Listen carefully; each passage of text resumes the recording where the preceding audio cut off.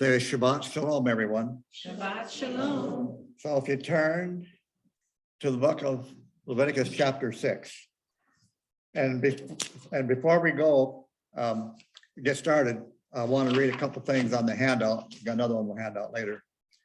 It's called Know Any Bikers. They might enjoy this. So why am I given this handout? Because of this war that's going on.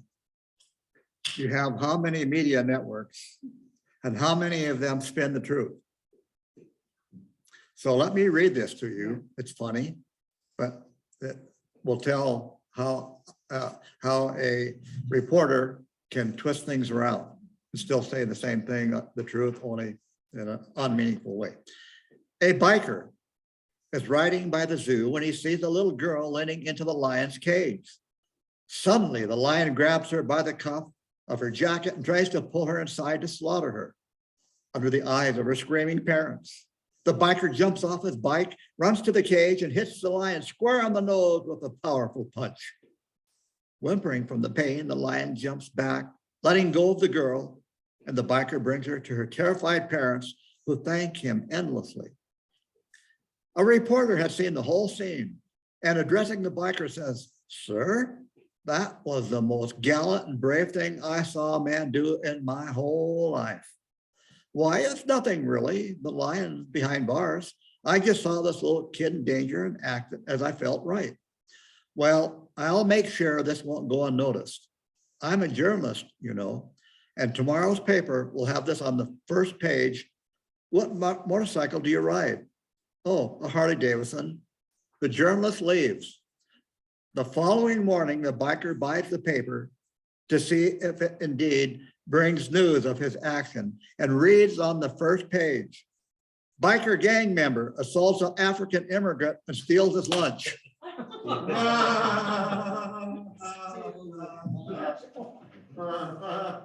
true. So this is how an untruthful reporter reports. And they're reporting just that kind of stuff on Ukraine.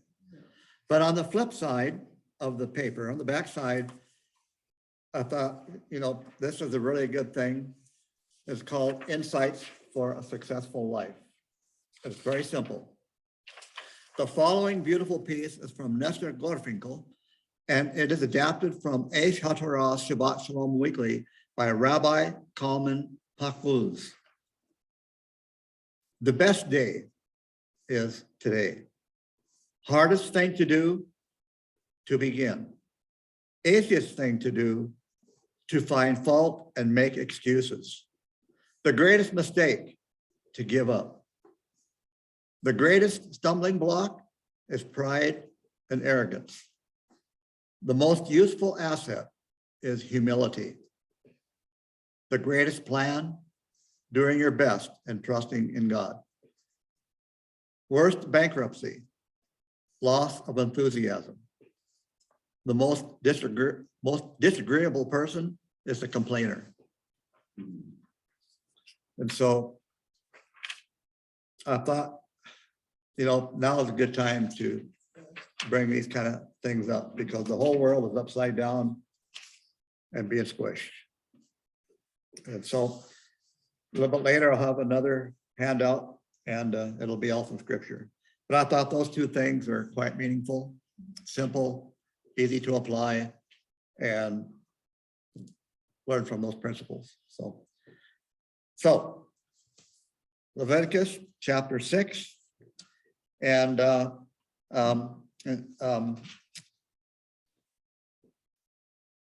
let's hold the finger there, go back to chapter 1 and verse 1. Leviticus chapter 1, verse 1.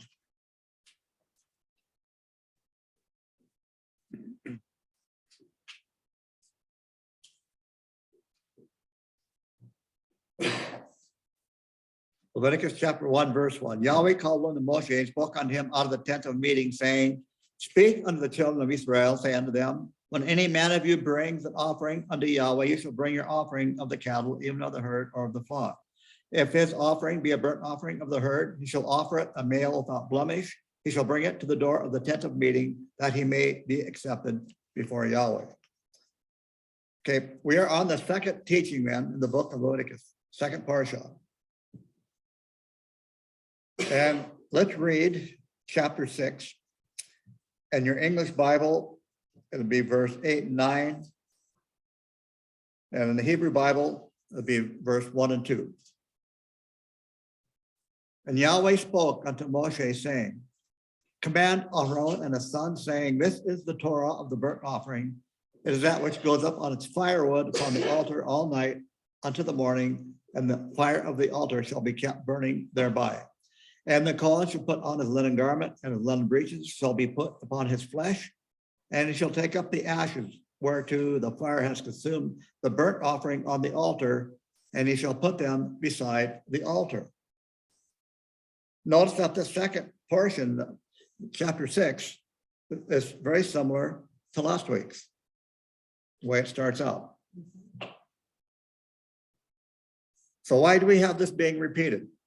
And again, anytime you see something being repeated in the scripture, it's not the same as the first time you read it. There's an additional meaning. There's something completely different about it.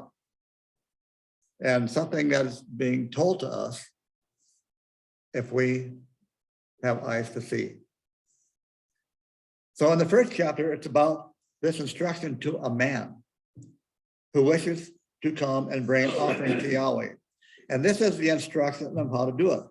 But in this teaching today, on this one, the instructions are now to the priests, the Kohens, to tell the priests how this is to be done. In other words, when a man does come and make an offering, this is what the priest shall do. And the priests are the ones who have the responsibility to place the sacrifice upon the altar and the responsibility to tend to the altar. Remember, it takes roughly 20, 25 priests to tend to one bullock to get it ready for the altar. 7 for a lamb and a goat. A lot that goes into it. Okay, so you take a 3-year-old bull, you know, he's gonna weigh more than 10 pounds. Yeah. But in the actual Hebrew, the bull actually is a 2-year-old because the animal is 1-year-old when it's born. And so it's actually a 2-year-old, but even so, a 2-year-old can weigh 1,000 pounds. In them days, it probably weighed, you know, 800, 900, maybe 1,000. But even a 1,000-pound animal, you know, 4 guys just aren't going to take that thing and get it ready and put it on the altar. You know what I'm saying? These priests were muscle men. These guys were Arnold Schwarzeneggers of the day. They were strong. They did this every day for a while until the next batch priest comes in and whatever. And so these guys were fit. Physical labor. Okay. Anyway, then they put this up on the altar fire to keep it that is going on. And so in the first teaching, it was really about the gift. Remember about the gift we talked about, given with the pure heart, and then Yahweh gave a perfect gift from the heart. Because remember, the value of the gift is determined by the giver, not the one who receives it. It was about this offering or sacrifice, but now this one is going to tell us about the altar and the service that has to be done at the altar for that offering, for that sacrifice. Many New Covenant brethren, in other words, New Testament brethren, when the Old Testament comes up, particularly when the law of Moses comes up, they're always in a kind of a quandary about, well, what about all that temple stuff and that altar stuff and all those sacrifices? They say, well, I got the Messiah now, I got Jesus now, and I got the redemption, etc. So why would I want to go back to the law and find out about those sacrifices? I mean, why in the world? I mean, who in the world wants these sacrifices anyway? Well, number one, Yahweh commanded. That should be enough. But then they say, well, wasn't Christ the final sacrifice? Why do we need more? The reason is because they can't figure out what's going on. And so it's kind of like this reporter. They just spin the truth a little bit and to their favor, and then the whole world is taught that. And 2,000 years later, people are so enshrined in yuck that they don't even know how to get out of the yuck. Okay. So in Leviticus chapter 1, the first commandment was about the sacrifice and the gift. This one's going to be about the altar and the priest who run the altar. If you don't have an altar that sanctifies the sacrifice to Elohim, you've got nothing. All you've got is a dead animal. You must have an altar. And the only place the altar can be is in Israel, in Jerusalem. Okay. An altar sanctifies so that it, that's a gift to Elohim. And this gift has to come from your heart. How do you value this gift? How do you value this bullock, this goat, the turtle dove, this lamb? What kind of value do you put on it? Because when you put on great value, it's a great value to your creator. In fact, for it to be sanctified and be accepted as a gift to Elohim, it had to be slain on a particular side of the altar, and the priest must present it to the altar correctly and has to be done correctly. It's just not cutting up an animal and throwing a thing on a barbecue pit. Everything is arranged in a perfect order at the perfect time. Okay. We know that Yeshua was the Lamb of Elohim. He was the gift, the sacrifice that did not come by a man, that it came by Elohim, and Elohim brought his gift. And he's offering this gift, he's offering up on behalf of us, for us, freely, willing of his own. We didn't have anything to do with it. He is doing it for us so that we have an acceptable sacrifice to Yahweh on our behalf. And the Messiah is doing the whole thing. Elohim is doing the whole thing for us. It's not a sacrifice brought by a man whatsoever. It's brought by Elohim himself. It's completely different from all the other sacrifices because it's not like Leviticus chapter 1, where a man is bringing an offering. No, this is what, if Yahweh wants to come, and if he wants to bring an offering, in this case, it's the true sacrifice. Then this is exactly what the Messiah did for us. No man can take away the sins of the world. No man can take away the sins of the world. Right. And for Yahweh's sacrifice to be acceptable, it has to follow the exact same rules as any of the other sacrifices that are brought, and there must be an altar that sanctifies that sacrifice according to the Torah, according to Yahweh's word.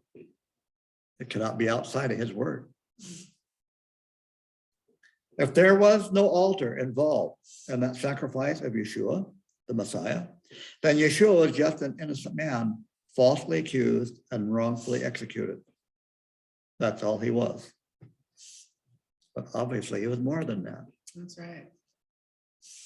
And by the way, the world is full of those kinds of people. How many times you see it on Easter?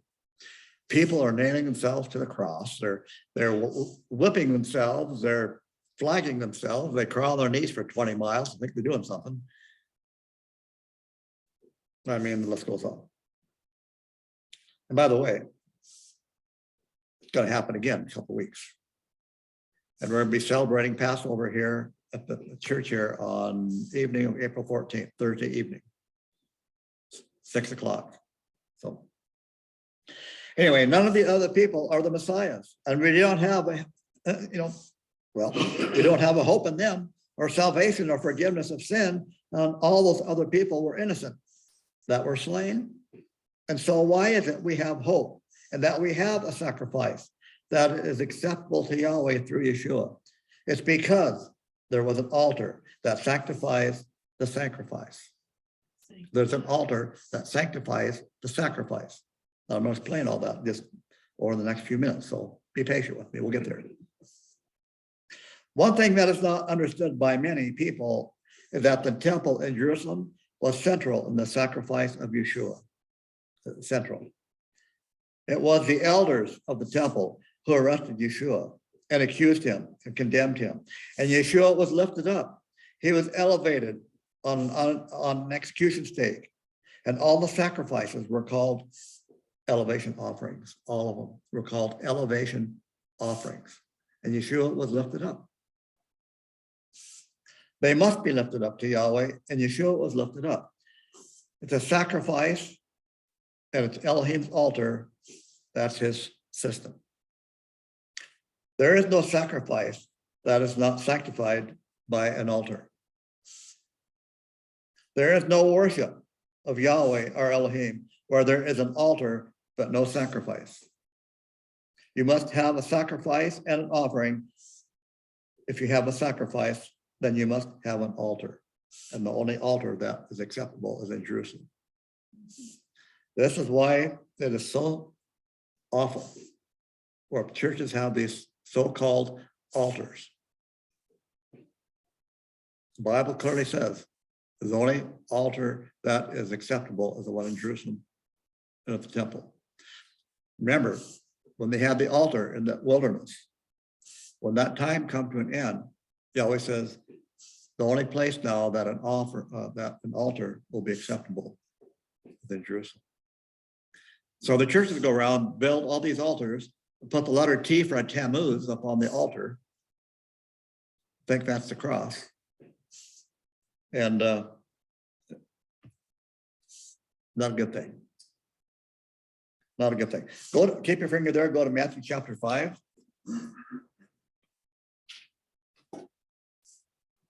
Matthew chapter 5, verse 23.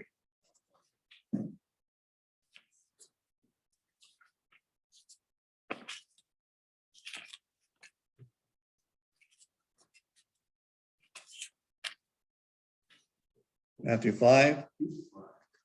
chapter 5, verse 23. Yeshua is speaking here. And he says, and if you present your offering at the altar, and then remember that your brother has something against you, leave your offering there before the altar and go you first to atone for your brother, and then come and then give your offering.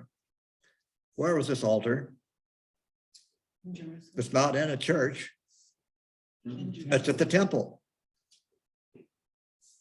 So if you have aught against your brother and you're bringing in an offering, don't matter what it is, your offering will not be accepted. I don't care what kind of the bread offering, peace offering, whatever. You've got something against your brother, leave your animal there, your bread offering, your peace, whatever it is, and you go to your brother and get things straightened out. Then you come and offer that animal. Yeshua is speaking here. And remember, when Yeshua said this, there was no such thing in the New Testament. There's no such thing as a church. Right. Well, there was. I mean, the church had been going on for a couple thousand years before he was ever born. There was no New Testament yet. So what altar was Yeshua speaking about? The one at the temple in Jerusalem. This offering or gift is a Greek word. I want to use that word, and I will, just because people might be more palatable if I use the Greek word instead of the Hebrew word. It's doron. It literally means sacrifice, offering, or gift. In fact, that is Strong's concordance number 1435, G. And the word altar is Strong number 2379. And this is a mouthful. So I'll try not to butcher it. I don't like Greek, so I'll probably butcher it on purpose. Maybe not. I'll try to say it correctly. It's dousiastareion. Yeah, dousiastareion. It literally means a place to offer sacrifices. And the only place that's acceptable is in Jerusalem. It's that altar, the temple. It's an altar. And so we see here that Yeshua is speaking about the altar sacrifices in the temple in Jerusalem, in Jerusalem. Now we need to understand this big religious word, sanctify. It's very simple, really. Sanctify. We've all heard about the word holy. And the book of Vayikra is the book that teaches about holiness, how to be set apart.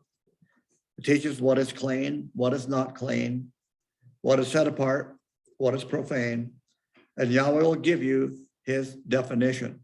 And by the way, whose definition is more important? Man's definition or his definition? Yahweh. His, that's right, heaven's definition. So here's how it works. Sanctify. If you go to my home and you would like to get a drink of water, you'll go to my cupboard, open it up. You'll find an arrangement of cups and glasses, etc., any of which are clean. They're all clean in that cupboard. All the glasses and cups are clean in that cupboard. So you don't want to go find a glass that's in the sink, right? They're unclean. They were put there after people have used them, like me, perhaps. They'd be unclean in the sink. That's why you have a sink to wash them, okay? So the ones in the cupboard are clean, but the ones in the sink are unclean. That's a very simple definition for clean and unclean. Okay, so what is sanctified? I'm glad you asked. Sanctified is when you go to the cupboard and you pull out a particular glass. You reach in there and you grab one glass.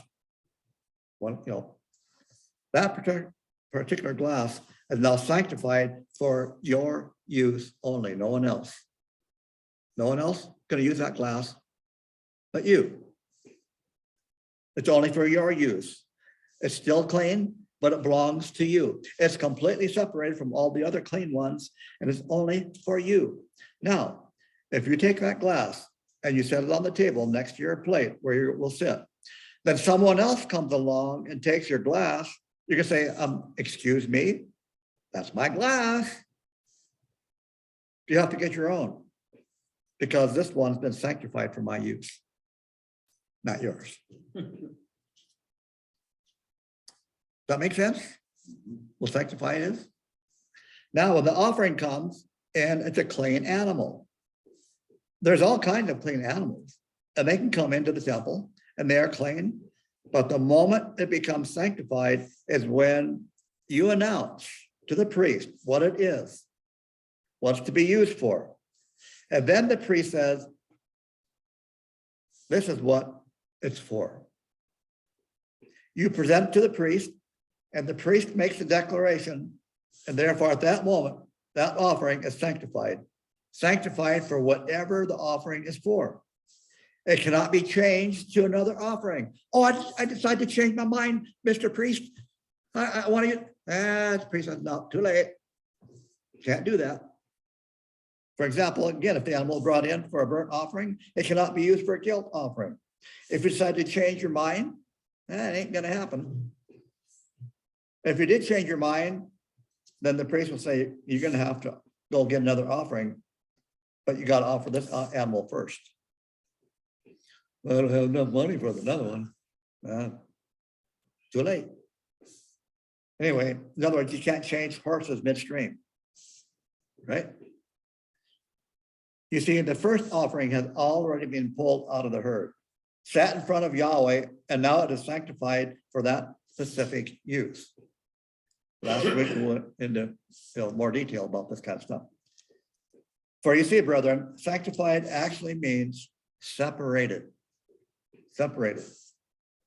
It means taking that which is clean and set apart and designating it for a very specific purpose. I'll say that again. Sanctified actually means separated. It means taking that which is clean and set apart and designating it for a very specific purpose. And the priests have to do this. If the priests don't do this, if they don't have an altar which does the sanctifying element to it, then it's not going to be an acceptable substitute, and nor will it constitute it being a sacrifice to Yahweh, because this is what the Torah says. The Torah says that two things about the offerings. Number one, and we went over this last week, but it's always worth repeating. Number one, you have to bring it from your heart, your own heart. It has to have value to you and value from your own labor, as we talked about last week. It has to be a sacrifice to you to bring it. Number two, when you present it, the priest will sanctify it and present it to the altar correctly to Yahweh. The priests have to know what they're doing. Mhm. See, the priests, when they hit the age of 50, the Bible says they are to retire. Then they teach young pups coming up. And they hold Bible studies, etc. But they teach, but they'll instruct the younger priests that are coming up on how to do things correctly. Hang on just a minute, my phone just, I'm always looking just in case Shadrach said something, so. He didn't, so anyway. So the priests need to know what they're doing. They just can't flippantly go do this and throw up on the altar and call it good. Okay. Verse 9, chapter 6, verse 9 in Hebrew, verse 2.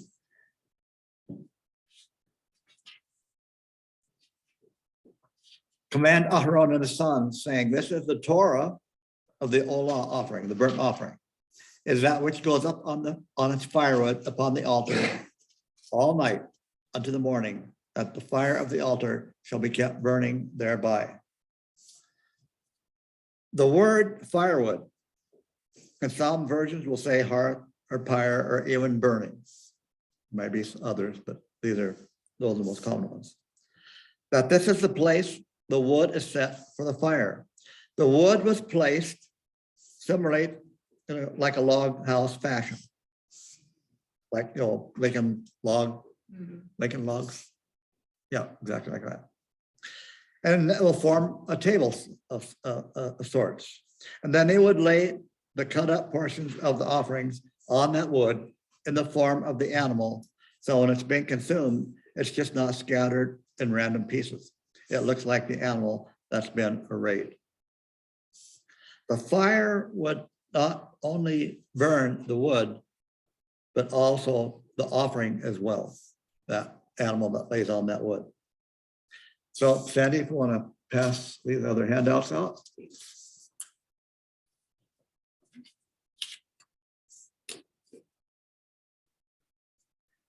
Now, this word firewood or hearth or pyre or burning is the Hebrew word mokta.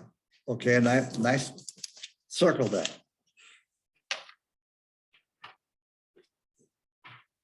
But I didn't do all the explanations because I want you to see if you see anything different about this word.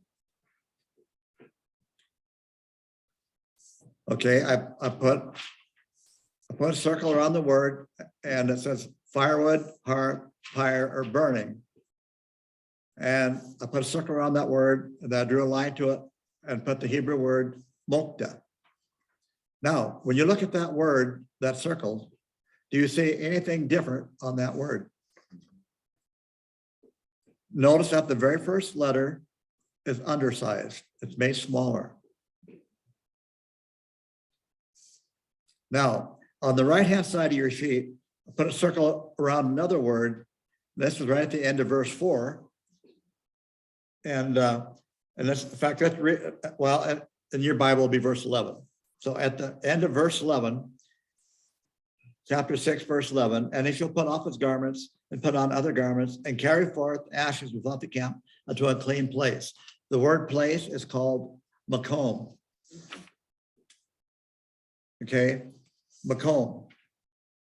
Now that letter, even though I kind of got it started a little bit when I copied it, is the normal size letter. Where in mokta, it's made smaller. Yeah. Now, there's a little bit more to it than that, so bear with me a little bit. So we've noticed then that letter M, the letter M, if you will, where we get the letter M sound, is the eighth letter, eighth tittle in scripture. Last week we went over the seventh one. This is the eighth one. 8 means new beginning. The first letter is mem and it's made much smaller than normal. The other word that I put a circle around right below the word mokta is hamizbeach, okay, which is the word for altar. And you can see that letter, then mem, the second letter, you read Hebrew right to left, that letter then is the normal size mem. That's what it would normally look like. Remember, this is Yahweh's word. It's written this way on purpose. Okay. The letter mem is full size. And the word hamizbeach. Yahweh had this letter mem and mokta made small to share a fantastic lesson for us to understand, a great lesson. This letter mem has two shapes. When the letter mem is used in front of the word or in the middle of a word, it looks like the one there in Mizbeach. But when the letter mem is at the end of the word, it's called a mem sophit. That's why I put a circle around the word makom, place. Because the last letter is a mem. And that letter changes shape from being like the one you see in Mokta or Mizbeach, but it's now different. The letter mem is in the shape of a woman's belly, of the womb, I should say. And it's called chaotic waters. When the mem is closed at the end of it, that's how we can prove in Isaiah chapter 9 that the virgin knew no man, as you can see, because of the sign of because there's the final mem is in the middle of a word or the beginning of the word. And therefore, anyway, that's a whole nother teaching. Every letter in Hebrew has a particular meaning, has a word picture to it. And the word mem means chaotic waters, meaning like the waters in a womb. It's a picture of a womb, actually. So when a woman is about to give birth, her water breaks, there's chaos in the house because the baby is about to be born, right? Yeah. We have chaotic waters. The shape of the mem is like a womb, the belly of a pregnant woman. And brethren, this is where it really gets interesting. It's from the belly, it's from the womb, that a soul joins the body of the woman. That's why this little baby that got conceived, it's not the woman's body. It's not even part of her body. It's a separate body altogether. This is a separate human being, separate from the one that is carrying this conceived. It's not part of the woman's body. The woman's body feeds it, just like after the baby is born, when the mom nurses it from her breast. It's a separate entity. It's not the same. It's a separate human being. So the soul joins the body in the woman's womb. It is believed that the soul of a person is housed in the belly portion of the torso of the body. A small mem here means that when a person puts a sacrifice on that altar, that means he must increase, I must decrease.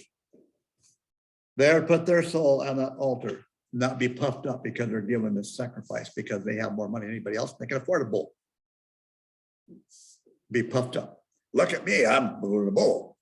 Well, look at you. Why don't you give your neighbor who's not so well off, get him a bull? You know what I'm saying? On the altar, they're to put their soul on that altar. And I went into great lengths last week about how that sacrifice is done. What the man does, puts their head on the animal, and they take the knife and they slit the throat of that animal. The priest catches the blood. I went through all that last week.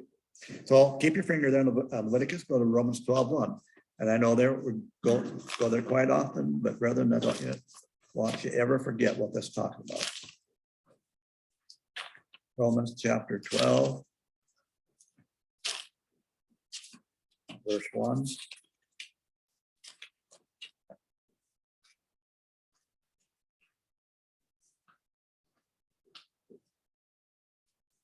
Now I urge you, my brethren, by the mercies of Eloah, to present your bodies a living sacrifice and set apart an accessible sacrifice to Eloah in reasonable service. You see, that we've talked about this before. The mercies of God, of Yahweh, of Eloah, is a direct reference, and it's an idiom to the altar service in the temple. Can you say that again? Yes, the mercies of Yahweh is part of the temple service. It's a key part of the altar service. So when you bring in your lamb, your bull, your goat, etc., you realize that animal died in your place. And you are offering your soul put up on that altar. You realize that animal is innocent. You are the one that should be up on that altar.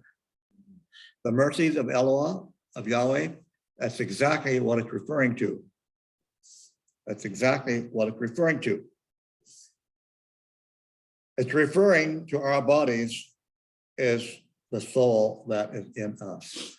That's why the letter mem is made small in the word mokta. Reasonable service. Reasonable. It's not unreasonable. It's reasonable. We are living sacrifices because we are still here. But we have placed our souls on the altar of Yahweh or Elohim. So brethren, when I hear my New Testament brethren and why there were sacrifices or why they were done and will be done again in the future, they tell me they do not have a clue what Yeshua actually did for them. They really do not. And I've had this conversation with a lot of people. They do not know the depth that Yeshua went because of the love he had for them. They have not a clue what he actually did. So when the temple services were going, the ones that truly understood the altar service knew that that was a symbol and a picture of redemption. We went through that last week. They knew that's what Elohim was going to do for them. Do you know that Yeshua said what he said about religious men? Yeshua said that religious men, they believe the gift or the sacrifice is more important than the altar. That the sacrifice is more important than the altar. And Yeshua called them fools. Brethren, you don't want to be called a fool. Keep your finger here in Leviticus. Go to Matthew chapter 23, verse 17. Matthew 23, 17.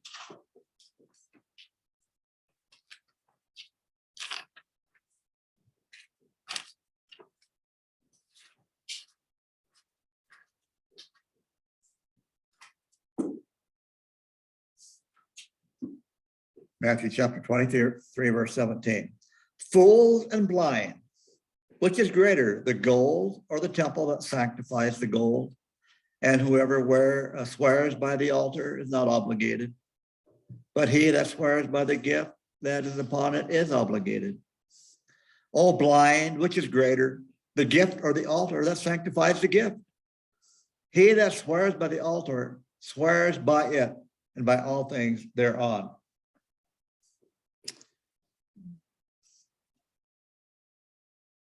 Whoever swears by the altar is not guilty, if you will. But he that swears by the gift that is upon it is guilty.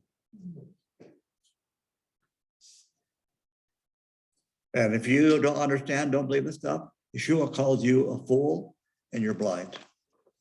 Not my words, his. It's the altar, brethren, that sanctifies the sacrifice. Yes, you got to have the sacrifice, but if you do not have the altar sanctifying that sacrifice and appointing it for that purpose, then you don't have anything. The altar in Jerusalem is sanctified. It sanctifies the sacrifice of Yeshua of Nazareth to be the Messiah, the Lamb of Elohim.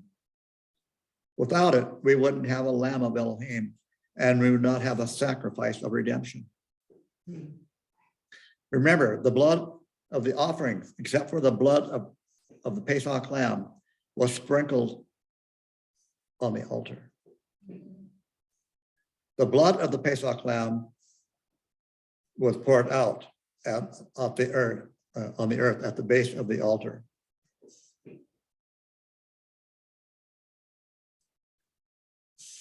Remember that the blood of the offerings, except for the Pesach lamb, was sprinkled on that altar, but the Pesach lamb was poured out on the earth. See, Yeshua's blood was not put on top of the altar. Okay? He was elevated above that altar, but his blood was poured out on the earth. It was poured out on the ground, which is according to scriptures. Mhm. He was put in that position by the elders of the temple and was even taken down from the position by the elders of the temple. He was up and then taken down properly as is required by the Torah. Therefore, the altar in the temple in Jerusalem sanctified that blood to be the blood of the, if you call it the renewed covenant. And it's because we have this testimony. We have the Torah and we have the testimony of the Gospels. Exactly how he was presented, exactly how he was offered, exactly all the details were given to us so that we could step back with certainty and say, the procedure was followed correctly in accordance with the Torah, and Yahweh said, I will accept that gift on your behalf. It will be an acceptable substitute for you. Hallelujah. Praise you, Yeshua. So when we call upon Elohim, when we are partakers of the Lamb of Elohim sacrifice, if you deny the altar, you have also denied sacrifice. This is why my New Testament brethren are in deep trouble.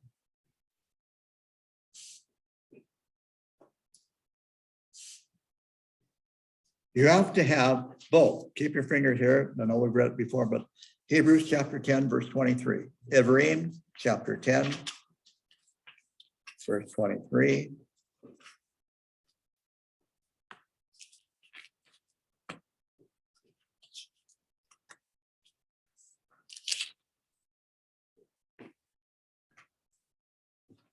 We'll read down to verse 30, give or take. Hebrews chapter 10, verse 20 and 3. Let us hold fast to the understanding of the hope without wavering. For he is true and faithful that makes the promise. And it is necessary that we look at one another with this love and good works. And you shall not forsake our assembly like that which is the custom of some, but each of you shine all the more as you see the day come near. Remember, the word assemblies is the word episynagoge, one of the Greek words for synagogue. Mhm. You shall not forsake the synagogue, which is a custom of some. When you see Yom Kippur coming, the words, the day come near is an idiom from Yom Kippur. Brethren, Yom Kippur is coming up this fall. Mhm. Verse 26, for if we sin willfully after we receive the covenant of the truth, the Torah, there is not established for us another offering because of sin. So brethren, if you neglect the Torah, say it's done away with today, there's no other way to have this, what I just said. There is not established another offering because of that sin. Are we serious yet? Verse 27. But be prepared. But prepare a terrible judgment, and thus the fire which consumes the rebellious. By the way, that is a quote from the Old Testament. Mhm. But the man who disregards the Torah of Moshe by the testimony of two witnesses dies without any mercy. The word die is the word pasneko. It means dying or slain without mercy. It means it's present tense future. Die off, to be dead. Die off, lie, dying. Dangerous, dangerous stuff. Verse 29. Then how much greater punishment do you suppose will come upon that man which tramples under his feet the son of Elohim? And to think of the blood of the renewed covenant as unclean, by which they were set apart, and disregard the spirit of grace? For we know the one which said, vengeance is mine and I will repay, says Yahweh. And once again, for Yahweh will judge his people. Oh my. Mhm. First off, let's read verse 29, right at the end of it. Trample under the feet of Elohim and think of the blood of the renewed covenant as unclean. So keep your finger in the same chapter, chapter 10, and go to Exodus chapter 24, verse 8. Exodus, keep your finger in Leviticus 2. Exodus 24, verse 8.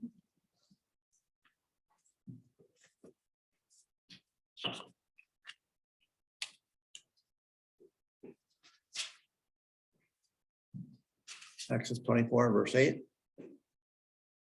And Moshe took the blood and sprinkled on the people and said, behold, the blood of the covenant, which Yahweh has made with you in agreement with all these words.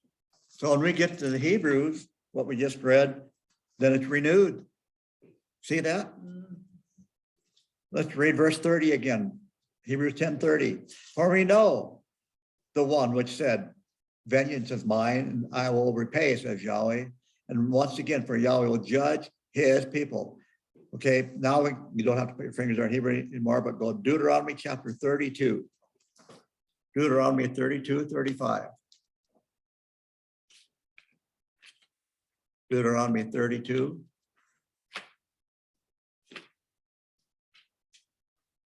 $35.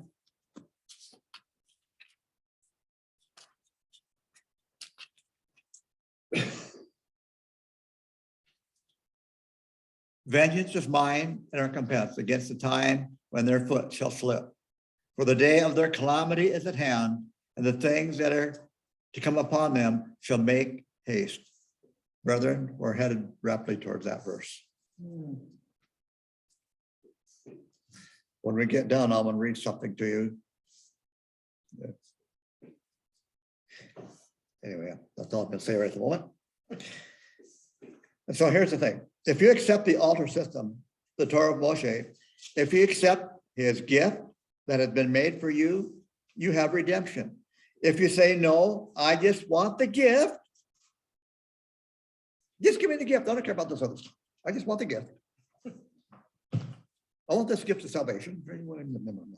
Okay? If you say, no, I just want the gift and forget about all about the Torah, I don't need any of that stuff, then you make a huge mistake. You've made a huge mistake. There's no difference, that's no difference, mistake-wise, as some of my Jewish brethren who say, well, we have the temple and we don't need that sacrifice because, well, we have the altar. My Jewish brethren just as guilty. They make a huge mistake also. They have the temple, they have the altar, but they don't have the gift. They ignore the gift. My New Testament brethren say we have the gift, but ignore the altar. They are both making the same mistake. And that's why both groups don't like me. Because I try to correct them and try to do a balanced teaching, and I get tomatoes thrown at from both sides. Are they rotten? Sometimes a rocks got in them. Yeah. And again, I've told you before, I've had people come up and take their fist and come at me as hard as they can, stop, edge of my nose. It happened more than once, by the way. And I don't flinch, not one bit. I don't even blink my eyes. And they're shocked. I don't even try to protect myself. My new covenant brethren have the gift, they ignore the altar. The Jews say they have the temple and the altar, but they don't have that gift. Brethren, we got to have both. We got to have both the sacrifice and that altar. Remember, all of the sacrifices are referred to by an interesting phrase, the mercies of Elohim. Remember what we just read? We went through this last year. We'll just briefly go through it today. The mercies of Elohim. There are 13 attributes of mercy from Elohim. And they are given to us in Exodus 34, verse 6 and 7. So let's go there. Keep your finger in Leviticus. Exodus 34, Did you say Exodus? Yeah, verse 6. Exodus 34:6. Exodus 34, verse 6 and 7. And Yahweh passed by before him and proclaimed, Yahweh, Yahweh, El, merciful, gracious, long-suffering, abundant in goodness and truth, keeping mercy unto the 1,000th generation, forgiving iniquity, transgression, and sin, and that by will no means clear the guilty, visiting the iniquity of the fathers upon the children and upon the children's children unto the third and unto the fourth generation. There are 13 attributes here. Mhm. Yahweh is one, Yahweh is second one, El is three, 4 is mercy, 5 is gracious, 6 long suffering, abundant in goodness, 7 in truth, and 8 keeping mercy unto the 1,000th generation, forgiving iniquity and transgression. Okay, we're going 9 and 10. They're all there. All 13 are there. The mercies of Elohim, Romans 12. Very important stuff. See, this is when Yahweh describes himself to Moshe. And when Moshe was in the cleft of the rock. And that's when Moshe heard all that, is when he gave the first confession of sin, the sinner's prayer. Mhm. Moshe is the first one Yeah. that recorded sinner's prayer in that chapter. We went over that last year, And but, verse 8 what- is good. huh? Verse 8 is good. And Moshe made haste and bowed his head towards the earth Yeah, and worshiped. yeah, and then it says what he said. Yeah. It's the sinner's prayer. Yeah. Okay, now, those 13 attributes that are listed, they mimic and match 13 classes of sacrifices that Elohim has specified that come to the altar and how they do it. There's a sacrifice. And every one of them illustrate one of the mercies of Elohim, so that when you come and make a gift, you are appealing to the very character of your creator. Yeah. There's a lot more to it than just bringing a small, a sweet smelling goat to the fire. There's a lot more at stake with regard to all this. That's the reason why Paul said in Romans 12:1, your body's to be a living sacrifice, according to, that whole thing. Shaul is actually teaching, in case you haven't caught it, Leviticus chapter 6. Apostle Paul in Romans 12 is actually teaching Leviticus chapter 6. You want to come and worship Eloah? You have to do it with your soul. You have to do it with all of your heart. And if you want to make a gift to Yahweh, you have to do it with your soul and with all of your heart. When you give the gift, you're giving of yourself. You're putting the value on that. You're giving that gift. You're the one who determines the value of that gift. So give the best you have to him. This is the proper worship of Elohim. That is set apart and acceptable to him, like the Torah says. If you come and bring a gift so that you're acceptable to Yahweh. Let's go into Leviticus chapter 1 again. We have a hard time getting out of chapter 1. This is chapter 1. Last week, remember, you only got past a couple verses. Leviticus chapter 1 again in verse 3. If an offering be a burnt offering of the herd, he shall offer it a male without blemish. He shall bring it to the door of the tent of meeting, that he may be accepted before Yahweh. Brethren, don't we want to be accepted? Yes. This is so you will be one with him, as we talked about last week. So let me make a recommendation. Don't just give a sort of a routine giving. Many people just get in a rut and routine giving. In other words, don't let your giving be a routine. Think about it, plan it, Let Yahweh know that your offering comes from your heart, that it means something to you. It has value. It has great value to you. Just don't put your offering in the offering box just because it is put in there because it means something to you. That it has value to you. Give it, and give it with a willing heart. And so when Yeshua returns, will there be sacrifices in its kingdom? Absolutely. In fact, I've told you many times before, read Ezekiel chapter 40 to the end of the book. It tells you exactly what Yeshua's kingdom will look like. And by the way, it's exactly the way the Torah describes it. So if you haven't read Ezekiel chapter 40 to the end of the book, read it. It will help a lot. It describes in great detail what the animal offerings would be like, just like the ones in the Torah. Let's see, keep your finger in Leviticus and go to Deuteronomy chapter 30, verse 1. Deuteronomy 30.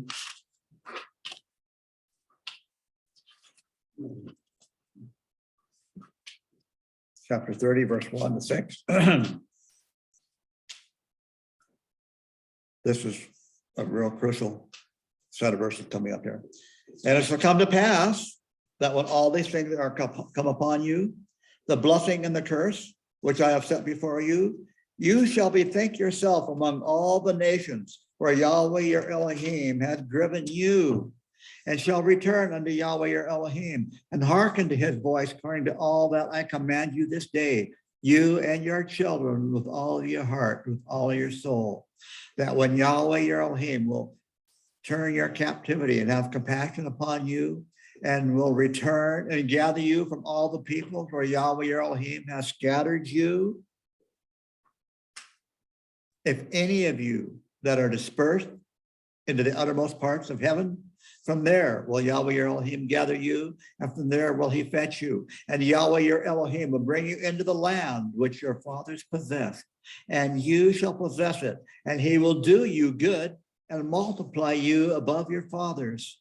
And Yahweh your Elohim will circumcise your heart and the heart of your seed to love Yahweh your Elohim with all of your heart and with all of your soul, that you may live. I did extensive teaching on that last year. I'm going to get to it this year. I'll do it again. But did you notice that this whole set of scripture, 6 verses, has a lot to do with your soul and your heart? Your soul and your heart. Okay. Leviticus chapter 6, verse 2.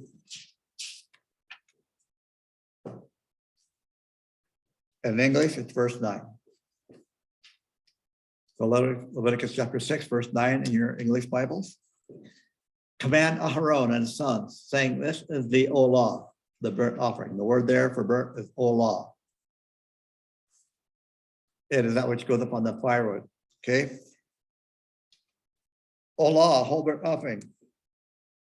No defect. No cuts, scrapes, or bruises, or anything, malnutrition or disease or anything. A bull, a ram, or a male, bird, or a pigeon. This is totally consumed. It's a voluntary act of worship. The whole burnt offering is called the voluntary act of worship. I love you, my creator. Here's my gift to you from my heart. Voluntary act of worship. Atonement for unintentional sin. Expression of devotion, commitment, and complete surrender unto him. In English, verse 14, Hebrew, verse 7. And this is the Torah of the mincha offering, meal offering of the sons of Aharon shall offer before Yahweh in front of the altar. The mincha, or the meal or grain offering, is a voluntary act of worship, recognition of Elohim's goodness and provisions and devotion to him. Either one of those is that what the meal offering is for. Okay, verse 20. Let's go to verse 18, be verse 25 in English, verse 18 in Hebrew.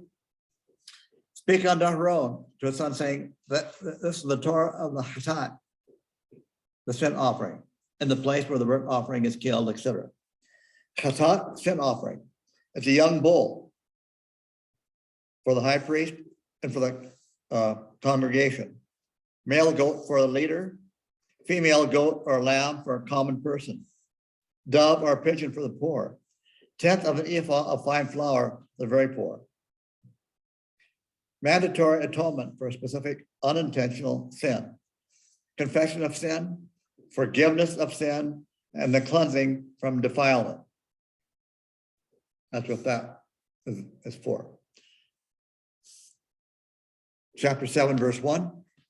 And this is the Torah of the Asham offering, the guilt offering. It is most set apart. Asham or guilt offering, either ram or a lamb, mandatory atonement for unintentional sin, requiring restitution, cleansing from from defilement, I'm sorry, and make restitution plus a 1/5. Okay, you'll have to offer a 1/5 of that. Let's see. Look, let's go back just a little bit, chapter 5, verse 14.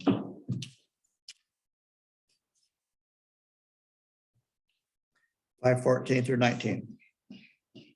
And Yahweh spoke unto Moshe, saying, if anyone committed trespass and sin through error and the set apart things of Yahweh, then he shall bring his forfeit unto Yahweh a ram without blemish out of the flock, according to your valuation by silver by shekels, after the shekel of the sanctuary for a guilt offering. And he shall make restitution for that which he had done amiss in the set apart thing, and then shall add a 5th part thereto. And you can read down verse 19 on your own, but it includes a 5th more. Okay, back to chapter 7, verse 11. And this is the Torah of the Shlamim offering, the peace offerings, which one may offer unto Yahweh. A Shlamim or peace offering, any animal without defect from the herd or the flock, a variety of breads, voluntary act of worship, thanksgiving and fellowship, includes a communal meal. Okay. Remember that big earthquake that hit Fukushima? Mhm. What happened just the other day? We had a 7.3, same place. Why is that important? I'm glad you asked. When that big one hit, did all that destruction, Mhm. Obama treated Israel like you can't believe, snubbed Israel. Did a lot of things for Japan, but snubbed Israel. I'm not going to go into the details because it would take too long. Awful, absolutely awful.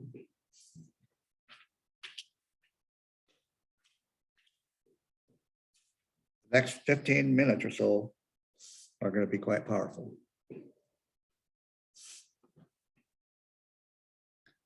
So let's ask a question.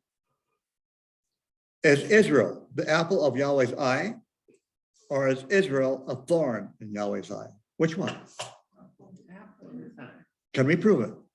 Mhm. Of course, Israel is the apple of Yahweh's eye. So here's the verses.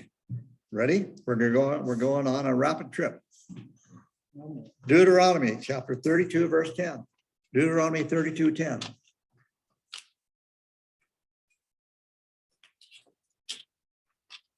Let's read it.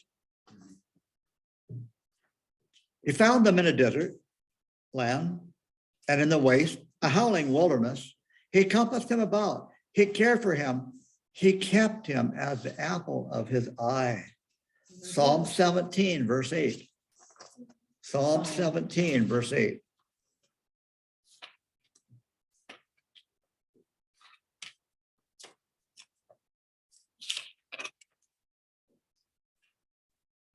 Psalm 17, verse 8.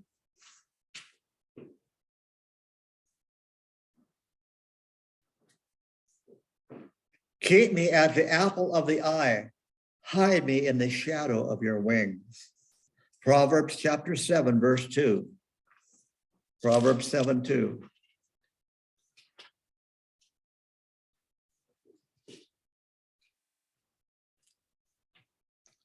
Proverbs 7:2. Keep my commandments and live, and my Torah as the apple of your eye. Oh, wow, you see that? Keep my commandments and live, and my Torah, keep my Torah as the apple of your eye. Brethren, where did you keep those first five books as the apple of our eye? And so if someone pokes your eye, what happens? Hee. Ouch, right? Yeah. Boy, that's a powerful statement right there. Lamentations chapter 12, verse 18. Lamentations chapter 12, verse 18. Been a while since we looked at Lamentations. What chapter? 12? I'm sorry, chapter 2, verse 18. Lamentations chapter 2, verse 18.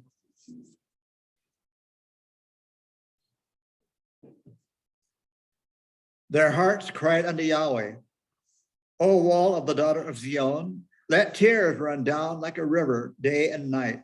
Give yourself no respite. Let not the apple of your eye cease. Zechariah chapter 2, verse 12 in Hebrew, verse 8 in English. Zechariah chapter 2, verse 8 in English. Verse 12 in Hebrew. 12 what? Okay. 12 what? Yeah, chapter 2, verse 12 in Hebrew, verse 8 in English. Zechariah 2, 8 in English, verse 12 in Hebrew. For thus says Yahweh Zebaoth, who sent me after the glory unto the nations, which spoiled you. Surely he that touches you touches the apple of his eye. Oh my. Whoever touches you, comes against you, you know what happens. Yahweh's vengeance is mine. Brethren, Israel is the apple of Yahweh's eye. Therefore, any nation that comes against Israel or making light of Israel, it's a thorn in his eye, and a thorn in Israel's eye, and a thorn in your eye. Oh, let me see. Joel, let's go to Joel.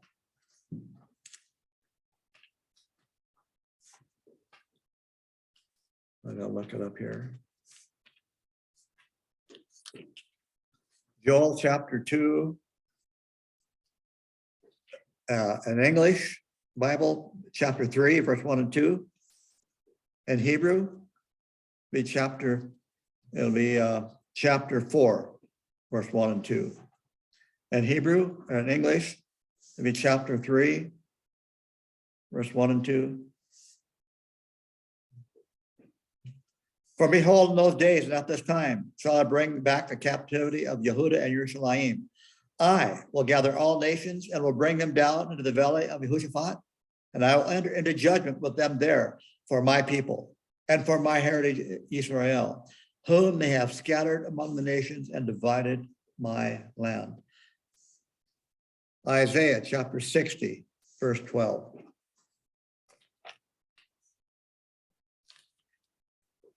Isaiah chapter 60, verse 12.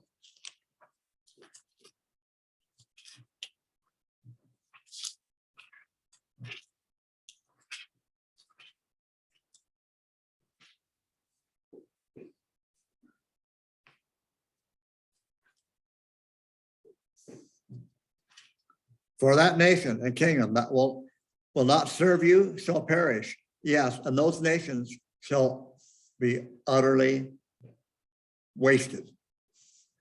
Whenever the scripture uses the word utterly for a people or a nation,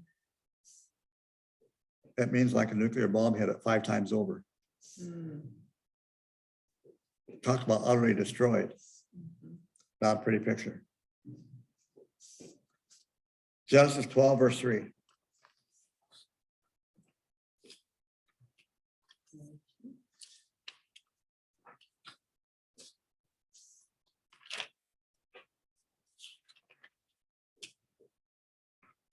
Genesis 12:3. And I will bless them that bless you, and him that curses you will I curse. And in you shall all the families of the earth be blessed. In other words, also anyone that makes light of you and curses you, And in you shall all the families. yeah, all the families of the earth be blessed. This is why there's a number of people like me are trying to teach this stuff so that the nations, the people, live in the nations will be blessed because of Abraham, his obedience.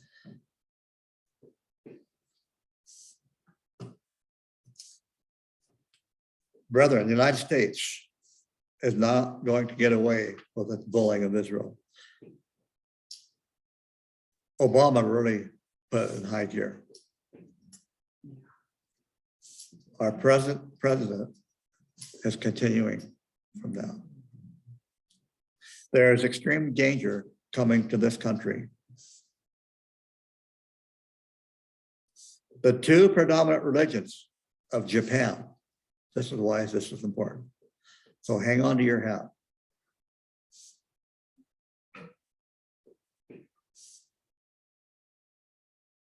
The two predominant religions in Japan are Shintoism and Buddhism, which teach that man's heart is inherently good en route to Godhead. Shinto is a polytheistic religion absent of absolutes.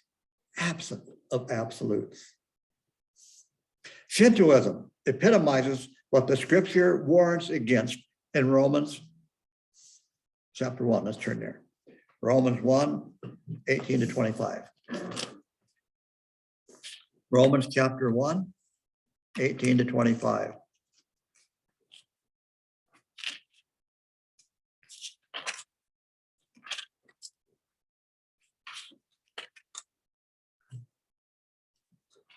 Romans 1, 18.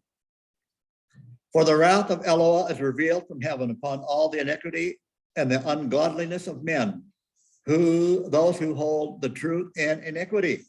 Because the knowledge of Eloah is revealed among them. For Eloah revealed it among them.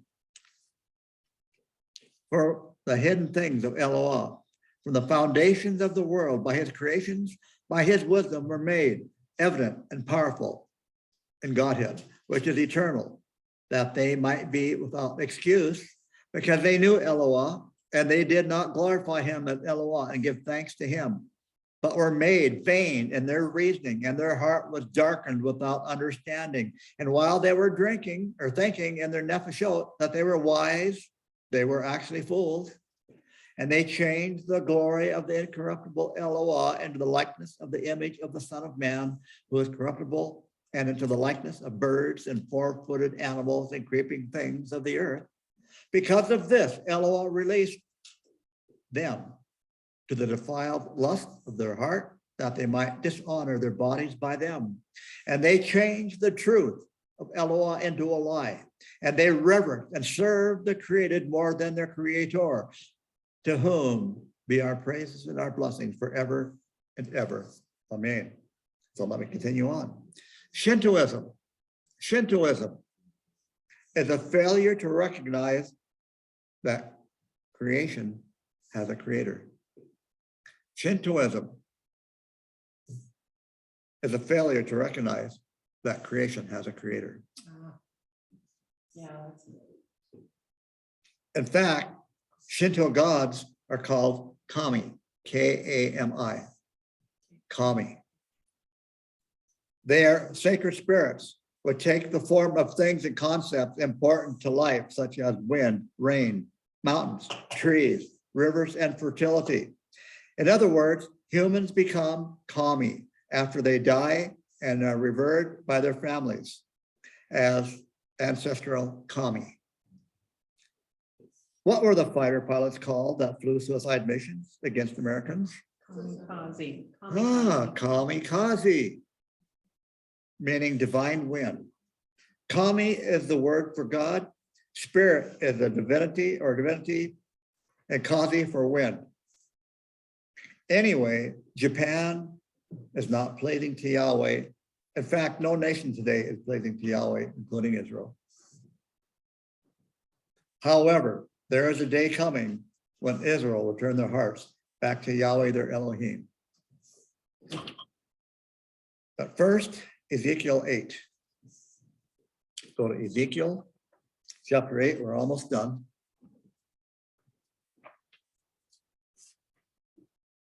Ezekiel chapter 8, verse 1.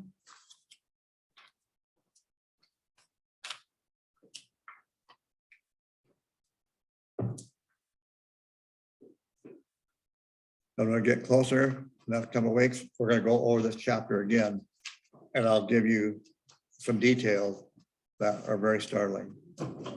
But we'll read the whole chapter. Ezekiel 8. And it came to pass in the 6th year, the 6th month, and the 5th day of the month, as I sat in my house, and the elders of Yehudah sat before me, and the hand of Adonai Yahweh fell there upon me. Then I beheld, and behold, the likeness of the appearance of fire, from the appearance of his loins and downward, fired from his loins and upward, as the appearance of brightness, as the color of electrum. And the form of a hand was put forth, and I was taken by a lock of my head, and the Spirit lifted me up between the earth and the heaven, and brought me in the visions, and the visions of Elohim to Yerushalayim, to the door of the gate of the inner court that looks toward the north, where was the seat of jealousy, which provokes to jealousy. And behold, the glory of the Elohim of Israel was there, according to the wisdom that I saw in the plain. Then said he unto me, Son of man, lift up your eyes now, the way toward the north. So I lifted up my eyes, the way toward the north, and behold, northward of the gate of the altar, this image of jealousy in the entry. And he said unto me, Son of man, see you what they do, even the great abominations that the house of Israel do commit there, that I should go far off from my sanctuary, but you shall again see yet greater abominations. And he brought me into the door of the court. And when I looked, behold, a hole in the wall. Then said he unto me, Son of man, dig now in that wall. And when I digged in the wall, behold, a door. And then he said unto me, Go in and see the wicked abominations that they do there. Oh, Masonic Lodge, you might want it right there. What they do in secret. Hey, you know where the Masonic Lodge came from, by the way, from Babylon. So I went in and saw, and behold, every detestable thing of creeping things and beasts and all the idols of the house of Israel portrayed upon the wall round about. And there stood before them 70 men of the elders of the house of Israel. And in the midst of them stood Yaazaniah, the son of Shaphan, every man with his censer in his hand, and a thick cloud of incense went up. Then said he unto me, Son of man, have you seen what the elders of the house of Israel do in the dark? Every man in his chambers of imagery? For they say, Yahweh sees us not. Yahweh has forsaken the land. He said unto me, You shall again see yet greater abominations which they do. Then he brought me to the door of the tent of the gate of Yahweh's house, which was toward the north. And behold, there sat the women weeping for Tammuz. By the way, this is the beloved of the goddess Easter. Okay. Then said he unto me, Have you seen this, O son of man? You shall again see it, yet greater abominations than these. Then he brought me into the inner court of Yahweh's house. And behold, at the door of the temple of Yahweh, between the porch and the altar, were about 25 men with their backs toward the temple of Yahweh, and their faces toward the east. And they worship the sun toward the east. Anywhere, one here of the sunrise service or Sunday worship? Sunday worship? Then he said unto me, Have you seen this, O son of man? Is it a light thing to the house of Yehudah that they commit abominations which they commit here, and that they fill the land with violence? Oh, they fill the land with violence. And provoke me still more. And behold, they have put the branch to their nose. Therefore will I also deal in fury. My eye shall not spare, neither will I have pity. And though they cry in my ears with a loud voice, I will not hear them. See, when judgment comes and they cry, take me, he will not hear their prayer.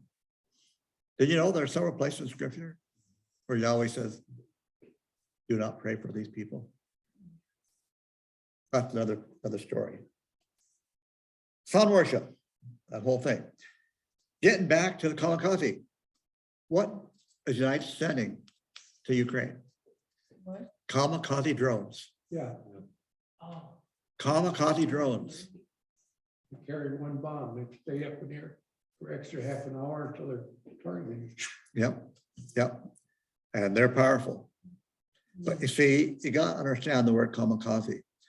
So why in the world would the United States name a drone a kamikaze? Because of Shintoism.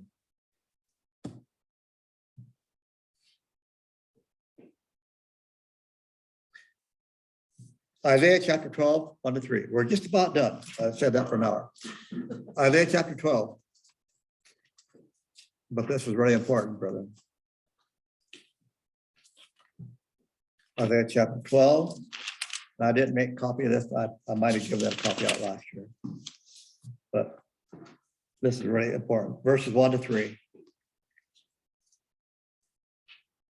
And in that day you shall say, I will give thanks unto you, O Yahweh, for though you was angry with me, your anger is turned away, and you comfort me. Behold, El is my Yeshua. I will trust, not be afraid. For Yahweh is my strength and my song, and he is become my Yeshua. Therefore, with joy shall you draw water out of the wells of Yeshua. 3 times Yeshua is mentioned there. 3 times. Look at Genesis 22, verse 8. Be the last scripture. Genesis 22, verse 8.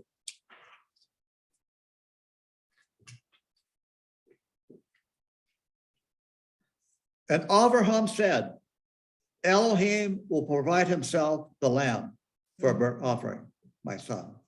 So they went both of them together. So Abraham said, Elohim will provide himself as the lamb. There are many, many people who falsely claim that Yeshua's name as Savior or as Israel's salvation is found nowhere in the Old Testament. My goodness, way back in Genesis. Yeshua. When every book, almost says Yeshua's name.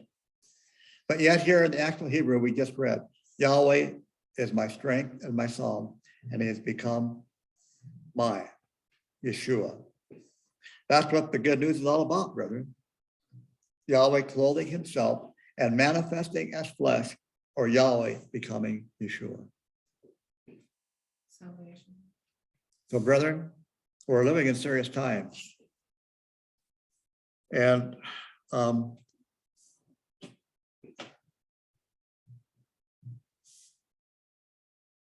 about 1:30 today,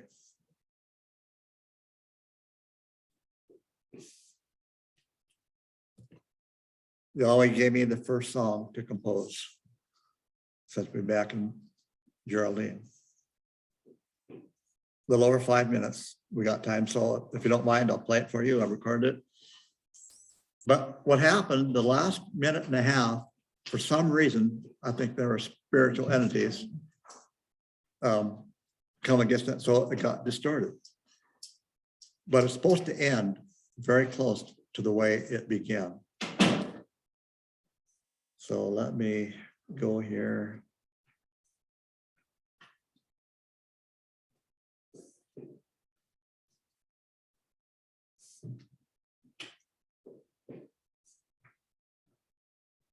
Oh, come on.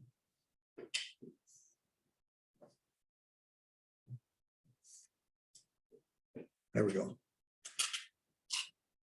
And the name of it is called Preparing for Pesach. I just call it simply Prepare as a warning for Pesach. Okay, so now, oh, come on. Okay, there we go.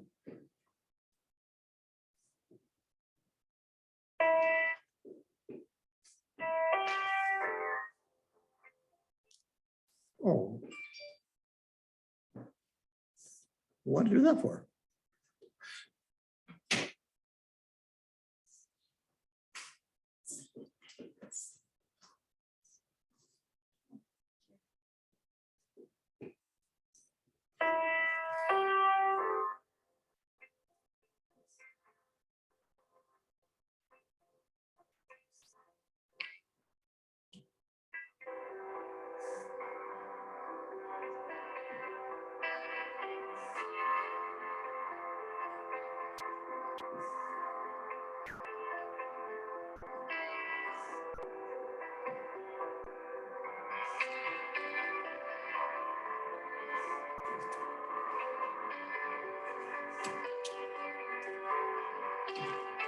What-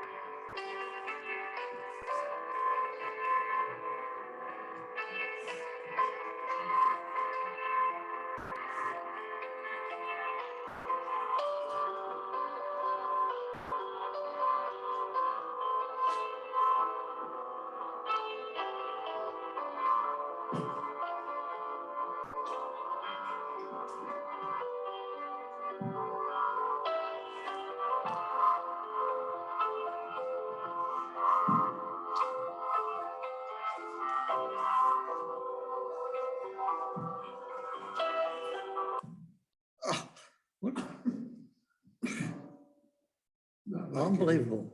That's beautiful. Very beautiful.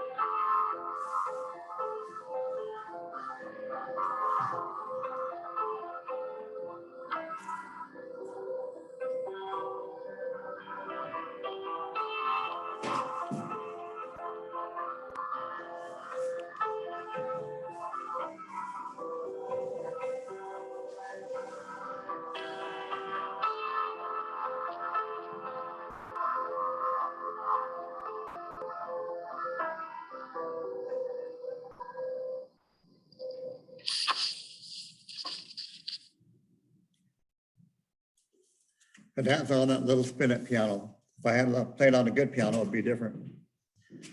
But anyway, that's the newest one. So let's close in prayer. Abba, Father, yes, thank you again for your many blessings. And we thank you, Father, for everything that you've done. Not only just for us, but for this whole world, for every 11th person, no matter what part of the world they live in. And that every person has value to you.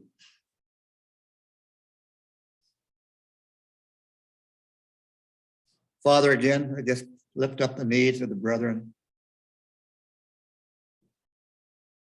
I continue to pray, Father, for all their needs, whatever they may be. I continue to pray for Shadrach and his team and for protection and wisdom, Father, for the things that they know and how to do the things they're supposed to do, the job that you've given them to do. I pray, Father, for those of us who still aren't feeling well, that need a healing in some manner, shape, or form. And I continue to pray, Father, that you give everyone the desires of their heart. In Yeshua's name I pray. Amen. Father, bless you all. And I will stop the recording.